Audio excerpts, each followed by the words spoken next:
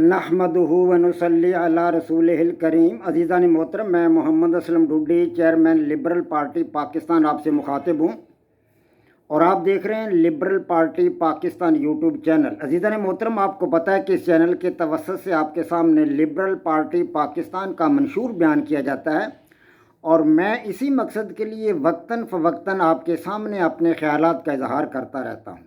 عزیزان محترم، liberal party Pakistan YouTube channel آپ کا اپنا چینل ہے۔ میں توقع ظاہر کرتا ہوں اور امید کرتا ہوں کہ آپ اس چینل کو سبسکرائب کریں گے، لائک کریں گے، شیئر کریں گے اور بیل آئیکن کو بھی دبا دیں گے تاکہ پارٹی کی طرف سے دی جانے والی معلومات اور گزارشات بر وقت آپ کے پاس پہنچیں اور آپ کے دوست احباب اور عزیز و اقارب ان سے مکمل طور پر استفادہ کر سکیں۔ عزیزان محترم، آپ اس حقیقت سے بھی آگاہ ہیں کہ ان دنوں آپ کے سامنے لبرل پارٹی پاکستان کے پلیٹ فارم سے، اس کے سٹیج سے 7 قسم کے اہم ترین پروگرام پیش کیے جا رہے ہیں، جن میں سب سے پہلا پروگرام قرآن پاک کی تفسیر ہے، دوسرا پروگرام سیرت النبی صلی اللہ علیہ وآلہ وسلم ہے، تیسرا پروگرام ایمان اور اس کی شاخیں، چوتھا پروگرام میری لکھی کتاب جدلیاتی لبرلزم کا خلاصہ، پانچواں پروگرام میری لکھی دوسری کتاب لبرل نظام حیات کا خلاصہ اور چھٹا پروگرام میری لکھی تیسری کتاب لبرل نظام حکومت کا خلاصہ جو آپ کے سامنے پیش کیا جا رہا ہے۔ عزیزان محترم، اسی طرح میرا 7واں پروگرام جو آپ کے سامنے میں پیش کر رہا ہوں وہ میری زندگی کا اہم ترین پروگرام ہے اور وہ ہے میرا تخلیق کردہ غیر الہامی مذہب جدلیاتی لبرلزم، ڈائلیکٹیکل لبرلزم، جو براہ راست میں آپ کے سامنے پیش کر رہا ہوں، کتابی صورت میں بھی آپ کے سامنے پیش ہو رہا ہے، وہ مختلف موضوعات کے حوالہ سے، تو براہ راست بھی میں اسے آپ کے سامنے پیش کر رہا ہوں۔ تو عزیزان محترم، اس حوالہ سے میں آپ کے سامنے 3 ایپیسوڈ کر چکا ہوں ڈائلیکٹیکل لبرلزم کے حوالہ سے، اور ان 3 ایپیسوڈ میں سے میں آپ کے سامنے ڈائلیکٹیکل لبرلزم کے 15 ارکان میں نے آپ کے سامنے رکھے ہیں، لیکن کچھ احباب نے کہا ہے، کچھ دوست احباب کا مطالبہ ہے، انہوں نے اس خواہش کا اظہار کیا ہے کہ ڈوڈی صاحب آپ ڈائلیکٹیکل لبرلزم کے 15 ارکان کو ذرا دہرا دیں، ان کی تھوڑا سا مزید وضاحت دوبارہ بیان کر دیں کیونکہ ہمیں اچھی طرح جو ہے اس کی اچھی طرح سمجھ آ جائے۔ عزیزان محترم، میں ڈائلیکٹیکل لبرلزم کے 15 ارکان جو وہ آپ کے سامنے دوبارہ رکھوں گا، ان کی تفصیل بھی آپ کے سامنے دوبارہ بیان کروں گا، تاہم میں اس سے پہلے آپ کے سامنے وہ قوانین فطرت رکھنا چاہتا ہوں جن قوانین فطرت سے میں نے یہ 15 ارکان اخذ کیے ہیں۔ جی ہاں، یہ قوانین فطرت جو ہیں یہ میں نے مختلف ہائپوتھیسس یعنی کہ مفروضوں کی مدد سے ان پر سائنٹیفک تجربات کیے۔ پہلے سب سے میں نے مفروضے لیے یعنی کہ ہائپوتھیسس لیے، ان پر میں نے سائنٹیفک تجربات کیے، سائنٹیفک تجربات سے جو نتائج اخذ ہوئے ان نتائج کی مدد سے میں نے جو قوانین فطرت اخذ کیے ہیں وہ تعداد میں 12 تھے۔ ان 12 قوانین میں سے 8 قوانین فطرت ایسے ہیں جن سے میں نے یہ 15 عدد کا جو اپنے ارکان ہیں جدلیاتی لبرلزم کے وہ اخذ کیے ہیں۔ تو یہ قوانین فطرت آپ کے سامنے رکھنا ضروری ہے، اس لیے میں چاہتا ہوں کہ سب سے پہلے میں آپ کے سامنے یہ رکھ دوں قوانین فطرت، اس کے بعد میں آپ کے سامنے 15 عدد جو ارکان میں نے ڈائلیکٹیکل لبرلزم کے ان قوانین سے اخذ کیے ہیں وہ آپ کے سامنے دوبارہ رکھوں گا اور پھر ان کی تفصیل آپ کے سامنے بیان کروں گا۔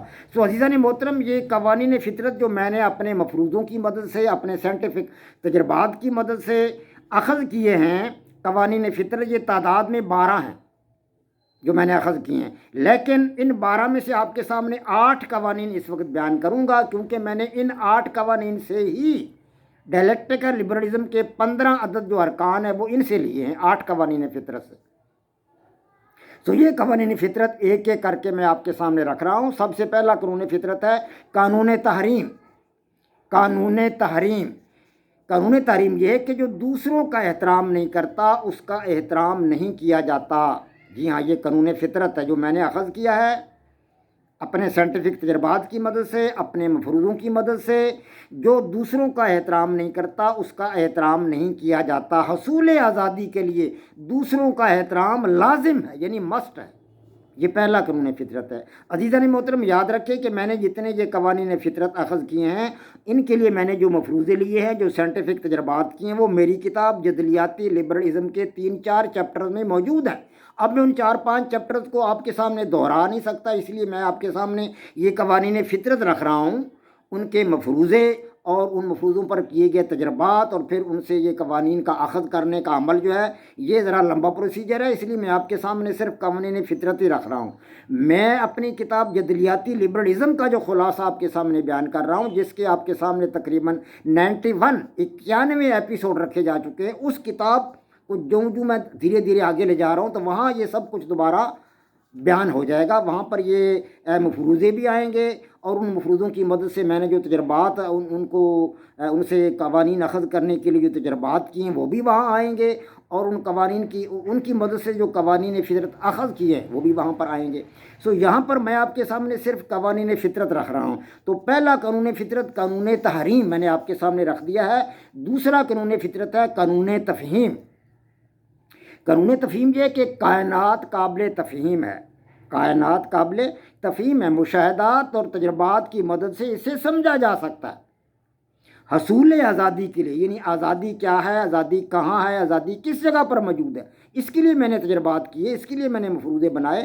اسی بات کو آپ کو سمجھا رہا ہوں کہ حصول آزادی کے لیے مادی اور سماجی کائنات کو سمجھنا انسان پر فرض ہے، یعنی مسٹ ہے انسان پر۔ اگر وہ نہیں سمجھے گا تو وہ آزادی کو حاصل نہیں کر سکے گا۔ اسی طرح کائنات کو نہیں سمجھے گا، قانون تفہیم پر عمل پیرا نہیں ہوگا، آزادی کو حاصل نہیں کر سکے گا۔ قانون تحریم پر عمل پیرا نہیں ہوگا، دوسروں کا احترام نہیں کرے گا، آزادی کو حاصل نہیں کر سکے گا۔ جی ہاں، آگے چلتے ہیں۔ چوتھا قانون اپنے فطری قانون میں نے دریافت کیا ہے۔ چوتھا قانون تعمیر۔ تو قانون تعمیر یہ کہ کائنات قابل تعمیر ہے، مشاہدات اور تجربات کی مدد سے اسے تعمیر کیا جا سکتا ہے۔ جی ہاں، حصول آزادی کے لیے، یعنی کہ آزادی کیا ہے، آزادی کہاں ہے، آزادی کیسی ہے، اس کی شکل کیا ہے، اس کی جسامت کیا ہے، وہ کہاں پر موجود ہے، اس کو سمجھنے کے لیے، آزادی کو حاصل کرنے کے لیے، حصول آزادی کے لیے مادی اور سماجی کائنات کی تعمیر انسان پر فرض ہے، یعنی مسٹ ہے۔ اگر انسان مادی کائنات کو، سماجی کائنات کو تعمیر نہیں کرتا تو وہ انسان آزادی حاصل نہیں کر سکتا۔ جی ہاں، اگر وہ آزادی حاصل نہیں کر سکتا تو پھر لبرل کہاں سے؟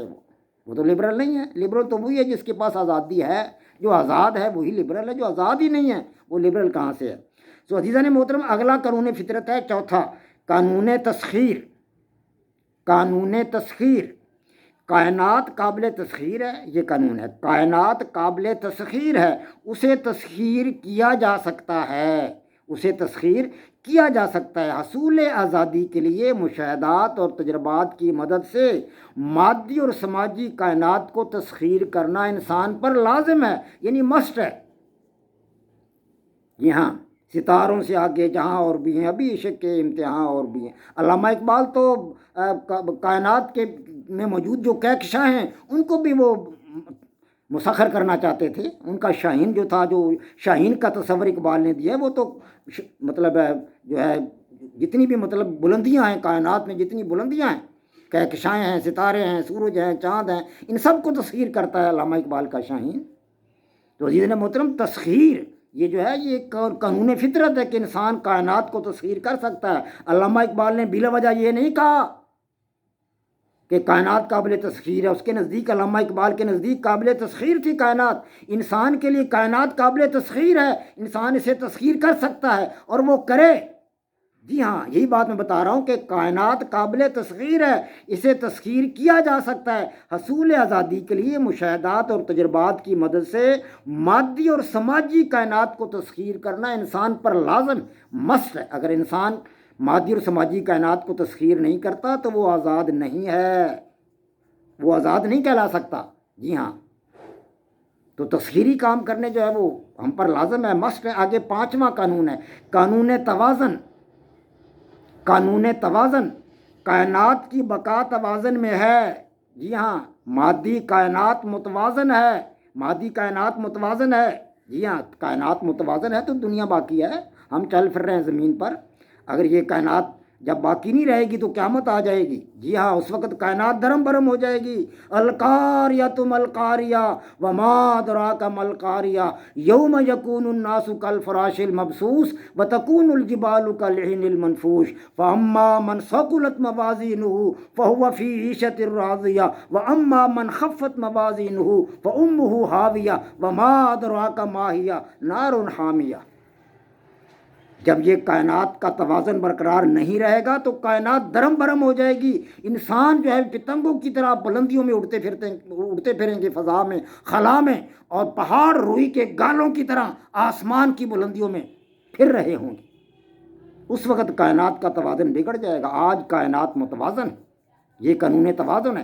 آج کائنات، مادی کائنات متوازن ہے. تجربات اور مشاہدات کی مدد سے اس کو سمجھا جا سکتا ہے. کائنات کے مادی توازن کو سمجھا جا سکتا ہے. حصول آزادی کے لیے مادی کائنات کے توازن کو سمجھنا انسان پر لازم ہے، یعنی مسٹ ہے انسان پر. انسان نہیں سمجھتا اس توازن کو تو وہ آزادی حاصل نہیں کر سکتا، وہ انسان آزاد نہیں ہے. جی ہاں، وہ انسان آزاد نہیں ہے. لیکن سماجی کائنات متوازن نہیں ہے، سمجھ لیں اس بات کو. مادی کائنات متوازن ہے، سماجی کائنات متوازن نہیں ہے. اسی لیے لڑائی جھگڑے، دنگے فساد توت کار دنیا میں ہے. جنگیں ہو رہی ہیں، بہت سارے ممالک آپس میں لڑ بڑھ رہے ہیں. امریکہ نے کئی ممالک کے ساتھ جنگ چھیڑ رکھی ہے. یمن میں جنگ چل رہی ہے. کشمیریوں پر مظالم ڈھا رہا ہے انڈیا. تو یہ جنگ و جدل جاری ہے دنیا میں، اس لیے کہ سماجی کائنات متوازن نہیں ہے. جی ہاں، یہ کائنات متوازن نہیں ہے. فرد کی آزادی اور سماجی کائنات کی بقا کے لیے سماجی کائنات کو متوازن کرنا انسان پر لازم ہے، یعنی مسٹ ہے. انسان اگر اس کو متوازن نہیں کرتا تو وہ آزاد نہیں ہے. آگے چھٹا قانون ہے قانون تبدیلی. قانون تبدیلی، کائنات ہر آن بدل رہی ہے. یہ قانون فطرت ہے جو میں نے تلاش کیا ہے. کائنات ہر آن بدل رہی ہے. مشاہدات اور تجربات کی مدد سے اس کی تبدیلی کو سمجھا جا سکتا ہے، انسان سمجھ سکتا ہے. حصول آزادی کے لیے کائنات کی اس تبدیلی کا ادراک کر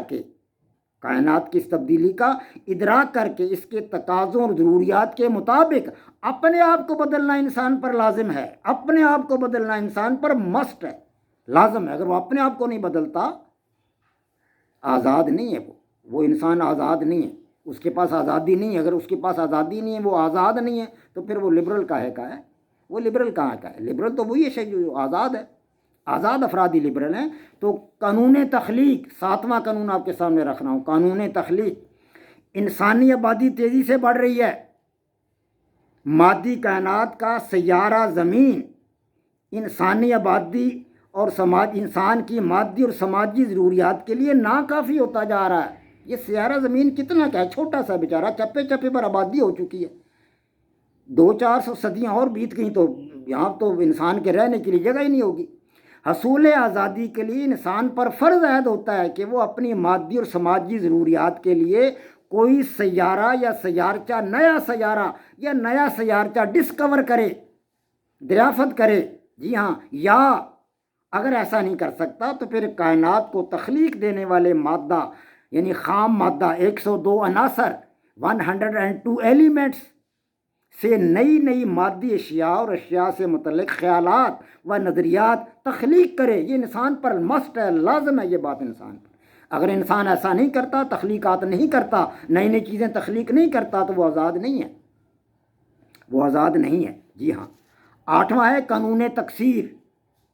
قانون تکثیر، ایک فرد کے مقابلہ میں زیادہ افراد میں کام کرنے کی صلاحیت زیادہ ہوتی ہے. یعنی ان میں کام کرنے کی صلاحیت، ان کے اندر مطلب ہے قابلیت، اور ان کے اندر شعور، فہم و فراست، عقل مندی زیادہ ہوتی ہے زیادہ افراد میں. جی ہاں.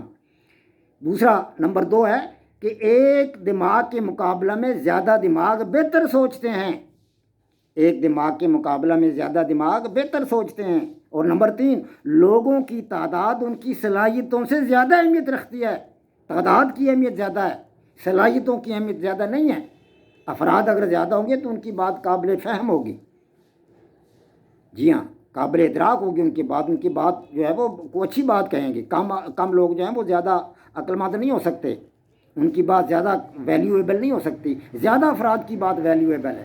اسی طرح اکثریت کا بول بالا ہوتا ہے، یہ ہمیں پتہ ہے کہ بول بالا تو ہمیشہ اکثریت کا ہی ہوتا ہے، اقلیت کا بول تو بلند نہیں ہوتا، بلند بول کس کا؟ وہ اکثریت کا ہی ہوتا ہے بلند بول۔ تو اس طرح یہ قانون تکثیر ہے۔ یہ 8 قوانین آپ کے سامنے بیان کیے ہیں۔ یہ 8 قوانین میں نے سب سے پہلے مفروضے لیے، ان مفروضوں کو میں نے تجربات کی کسوٹی پر پرکھا، تجربات کی ان تجربات کی مدد سے میں نے کچھ نتائج اخذ کیے۔ ان نتائج کی مدد سے جو قوانین فطرت تلاش ہوئے، وہ قوانین فطرت یہ ہیں 8 عدد جو آپ کے سامنے میں نے بیان کر دیے۔ قوانین میں نے تلاش کیے ہیں 12 عدد، یہاں میں نے آپ کے سامنے 8 قوانین فطرت بیان کیے ہیں۔ یہ 8 قوانین فطرت بلکہ 12 کے 12 قوانین فطرت میری کتاب جدلیاتی لبرلزم کے اندر موجود ہیں، اور یوں میں آپ کے سامنے اپنی کتاب کو بیان کرتا جا رہا ہوں۔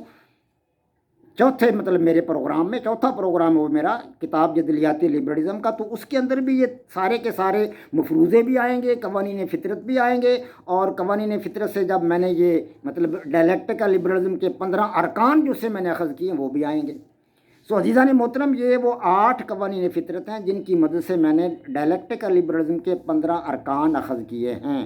انشاءاللہ تعالی العزیز یہ 15 ارکان کل دوبارہ آپ کے سامنے رکھوں گا، اور پھر ان کی انشاءاللہ ایک ایک کر کے میں وضاحت بھی آپ کے سامنے بیان کروں گا۔ اس طرح میں آپ کا مطالبہ جو ہے، آپ کی خواہش، آپ کی تمنا کے مطابق پورا کرنے کی کوشش کر رہا ہوں۔ وما علینا الا البلاغ۔ پاک فوج زندہ باد، پاکستان پائندہ باد۔